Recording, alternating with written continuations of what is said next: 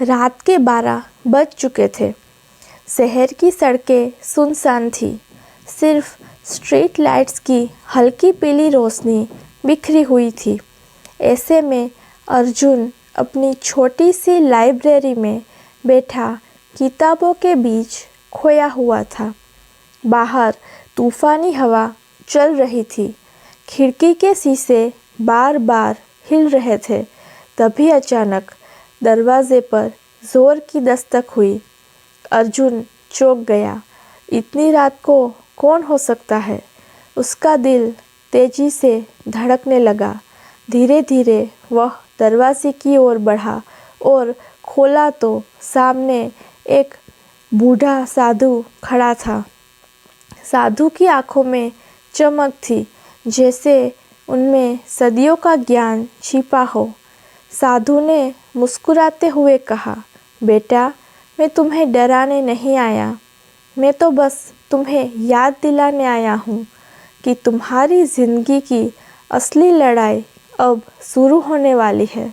तुम्हारे भीतर जो ताकत सोई हुई है, उसे जगाना ज़रूरी है।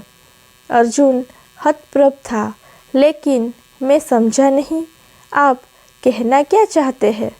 साधु ने आगे बढ़कर उसके कंधे पर हाथ रखा। हर इंसान की जिंदगी में एक मध्य रात्रि आती है, अंधकार का सबसे गहरा पल। यही वो समय होता है जब इंसान हार मान सकता है या फिर खुद को नया जन्म दे सकता है। बेटा, यह दस्तक तुम्हारे भीतर की शक्ति को जगाने की है। अर्जुन की आंखों से आंसू छलक पड़े। सचमुच वह पिछले कुछ महीनों से जीवन में असफलताओं से जूझ रहा था। कॉलेज की पढ़ाई अधूरी छूट गई थी, दोस्तों ने साथ छोड़ दिया था और घर की हालत भी ठीक नहीं थी। अक्सर वह सोचता था कि शायद उसकी कोई कीमत ही नहीं है, लेकिन उस साधु की बातें उसके दिल में गूंजने लगी।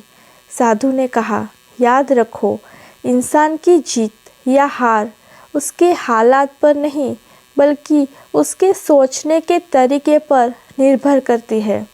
अगर तुम आज इस अंधकार को सहन कर लोगे, तो कल सुबह तुम्हारे जीवन का नया सूरज निकलेगा।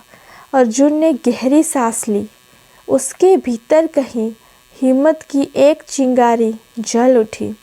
उसने ठान लिया कि वह अब हार नहीं मानेगा।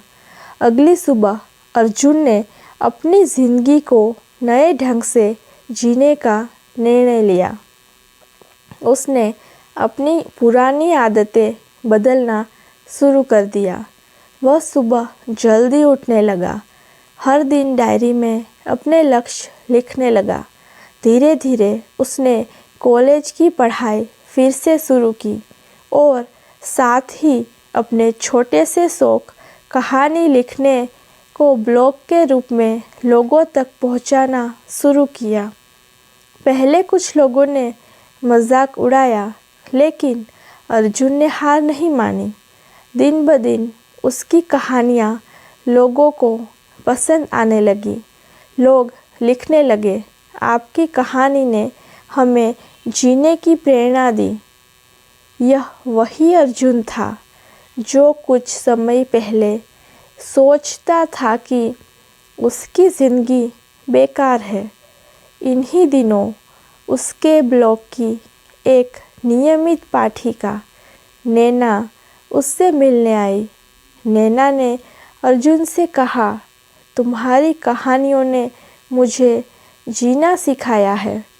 जब मैं टूट चुकी थी, तुम्हारे शब्दों ने मुझे संभाला। तुम खुद को कमज़ोर मत समझो, क्योंकि तुम्हारे शब्द लोगों के दिल तक पहुँचते हैं। अर्जुन ने पहली बार महसूस किया कि उसकी मेहनत सिर्फ उसके लिए नहीं, बल्कि औरों के लिए भी मायने रखती है। नैना और अर्जुन धीरे धीरे अच्छे दोस्त बने और यह दोस्ती एक खूबसूरत रिश्ते में बदल गई।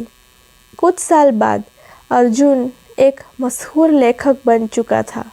उसकी किताबें लाखों लोगों तक पहुंच चुकी थी, लेकिन वह आज भी उस रात को नहीं भूल पाया जब साधु ने उसके दरवाजे पर दस्तक दी थी।